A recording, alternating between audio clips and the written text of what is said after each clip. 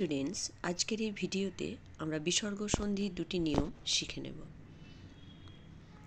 সহ এবং সহ পদের পর যদি অভিন্ন অন্য বর্ণ থাকে তবে বিসর্গের লোপ পায়। লোপের পর আর সন্ধি হয় না। তো এখানে দেখো রয়েছে দন্তস্ব রয়েছে, সহ প্লাস হচ্ছে গচ্ছতি।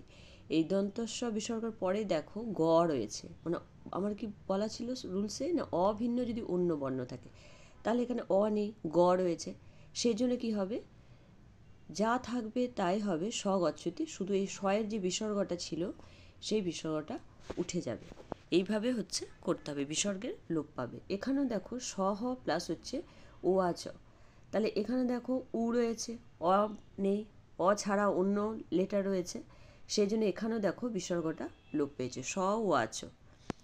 এরপরে দেখো এসহ প্লাস হচ্ছে চলতি, এখানেও দেখো মূর্ধন্য স রয়েছে এবং তারপরে দেখো চ রয়েছে, অভিন্ন অন্য বর্ণ রয়েছে, সেই জন্য যা থাকবে সেটাই হবে এসো চলতি, শুধু বিসর্গের লোপ পাবে। পরেরটাও দেখো এসহ প্লাস হচ্ছে রুদিতি, তো এখানেও দেখো মূর্ধন্য স রয়েছে, বিসর্গ রয়েছে, তারপরে দেখো র রয়েছে, অভিন্ন অন্য বর্ণ রয়েছে, সেই জন্য এটা এসো এই যে রয়েছে তার বিসর্গটা লোপ পেল এবং রুদিতি যেমন রয়েছে সেরকম রুদিতিটা বসে গেল। তাহলে হচ্ছে দন্তস্ব এবং মূর্ধন্য স্বয়ের পরে বিসর্গের পরে যদি অ না থেকে যদি অন্য বর্ণ থাকে তাহলে বিসর্গের লোপ পাবে।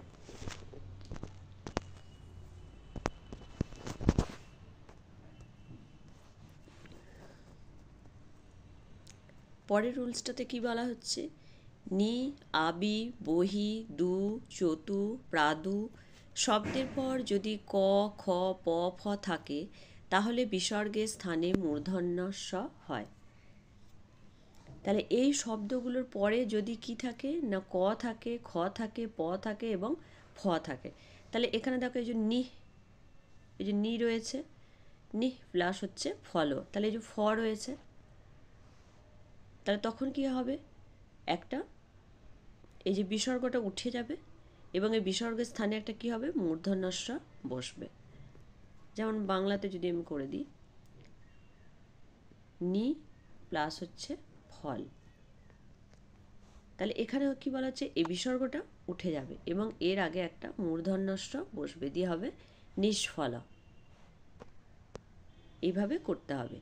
আবি প্লাস হচ্ছে কৃতম, এখানেও দেখো এই যে আবি শব্দটা রয়েছে এবং তারপর কি রয়েছে, আবি শব্দটা থাকার পর এখানে দেখো ক্রি ক রয়েছে, এই যে আমি বললাম যদি ক থাকে তাহলে তখন কি হবে, আবির বিসর্গটা দেখো উঠে গেছে এবং এই বিসর্গের জায়গায় একটা কয়ের আগে একটা কি বসবে, একটা মূর্ধন্যস্ব বসে যাবে, দিয়ে হবে আবিস কৃতম। পরেরটাও দেখো প্রাদু প্লাস হচ্ছে কৃতম, তাহলে এখানে দেখো প্রাদু প্লাস হচ্ছে কি কৃতম, তাহলে প্রাদুর বিসর্গটা উঠে যাবে, দিয়ে এখানে কি একটা বসবে, একটা মূর্ধন্যস্ব বসবে, তখন অ্যান্সারটা কি হবে, প্রাদুষ কৃতম। মূর্ধন্যস্বয়ে কয়ে রি ত ময়ে হসন্ত। এইভাবে হচ্ছে করতে হবে। পরেরটা কি বলা হচ্ছে, চতু প্লাস হচ্ছে কোণম, তাহলে চতু শব্দটা রয়েছে এবং তারপরে কি রয়েছে, এখানে দুটো বিসর্গ রয়েছে, একটা কেটে দেবে, ভুল করে চলে আসছে, তখন কি হবে, চতু হবে এবং এই যে কোণম, এই কয়ের আগে একটা এই বিসর্গটা উঠে গিয়ে কী হবে, মূর্ধন্যস্ব বসে যাবে, দিয়ে কী হবে, চতুষ্কোণম। তাহলে নি, আবি, বহি, দু, চতু, প্রাদু এই শব্দগুলো যখন থাকবে তারপরে যদি ক, খ, প, ফ থাকে তাহলে যে বিসর্গের স্থানে একটা কি হবে, মূর্ধন্যস্ব বসবে। তো এইভাবে তোমরা নিয়ম অনুযায়ী যদি শেখো তাহলে দেখবে নিজেরাই করতে পারবে। আজ এখানে শেষ করছি।